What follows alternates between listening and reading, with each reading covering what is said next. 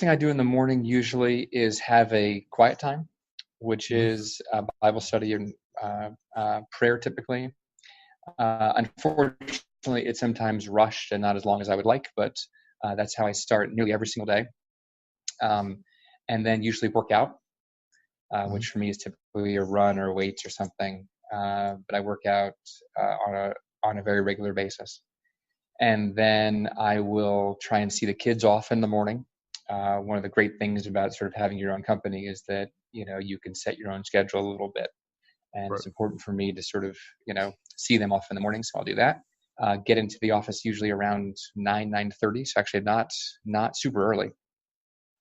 And then it is a whirlwind while I'm here typically. In fact, usually things online, emails, that kind of thing don't get touched during the workday because it's basically a whole bunch of meetings and calls back to back. I try and schedule my life in the smallest possible increments that I possibly can. Elon Musk, I think, is famous for sort of scheduling in 5-minute increments.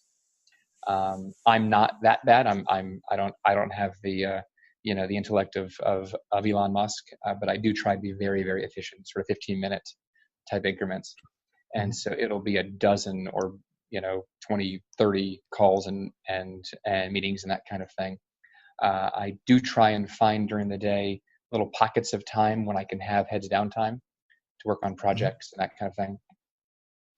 And then we typically leave here. It's not terribly late. It's probably 6 or 7.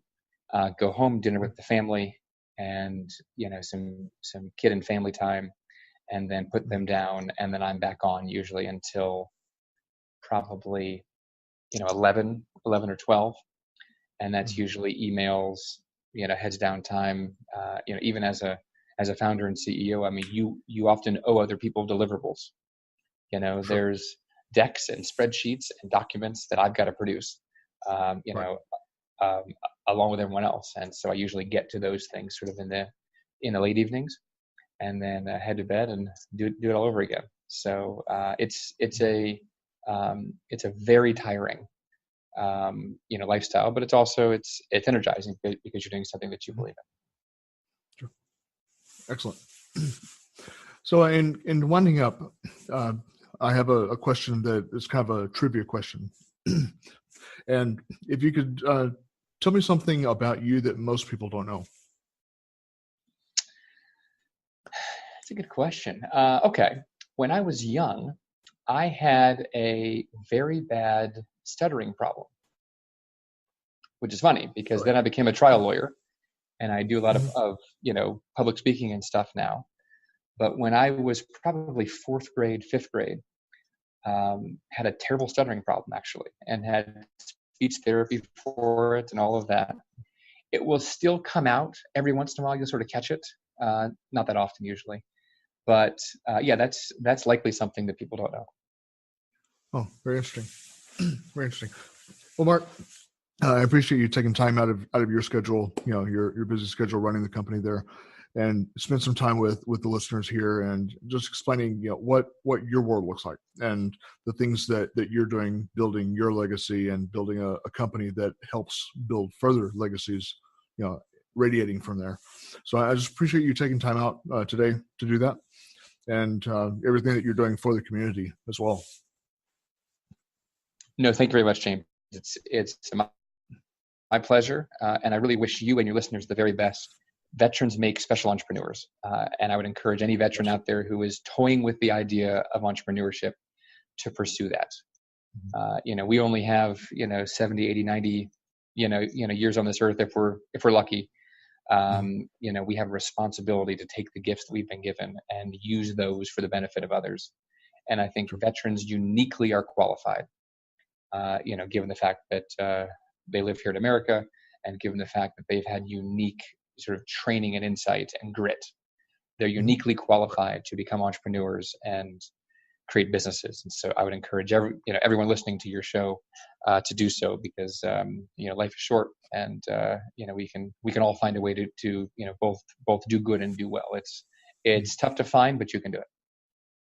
So what's the best way for people to reach out to you, Mark, for contact? Yeah. I would encourage everyone to follow us on social media. So personally, I am at Mark Rockefeller on Facebook, on LinkedIn, Twitter, and Instagram. And then the company StreetShares can visit us at streetshares.com. That's where folks can either apply for funding, they can invest in the loans that we're making to veteran entrepreneurs. We have a product called the Veteran Business Bond, which right now pays a 5% fixed rate. And we take that capital and we lend that out to veteran entrepreneurs. So you're making 5%, but your money is going toward a cause that you care about. You can also liquidate and pull that out anytime you want. So it's a very unique product out there right now. And then also the StreetShares Foundation is at the same website, and that's where folks can apply for grants, apply to attend one of our speed coaching sessions, and we have tons and tons of great content, videos, ebooks, downloads, that kind of thing. We're here to educate and support and fund veteran entrepreneurs, and all that is found at streetshares.com. Perfect, Mark. Well, I appreciate your time this afternoon, and I'll see you around the bend, my friend. Sounds good, James. Thanks so much. Bye. Thank you, sir.